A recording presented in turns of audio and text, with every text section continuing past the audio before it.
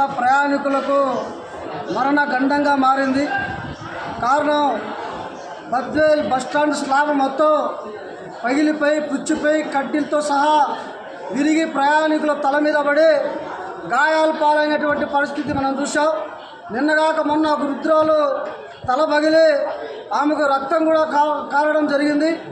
అయితే ఇవాళ డిఎం గారు ఇవన్నీ ఏమి పట్టించుకోకుండా మొత్తం బద్వేల్ చుట్టుపక్కల మొత్తం ఈ బస్టాండ్ ఆవరణం కూడా గుంతలమయంగా మారినటువంటి పరిస్థితి. నిన్నటి మొన్నటి వరకు మొత్తం గుంతల్లో టూ వీలర్లో పోయేవాళ్ళు, బస్సులో పోయేవాళ్ళు, కార్లలో పోయేవాళ్ళు ఇబ్బంది పడినటువంటి నేపథ్యం.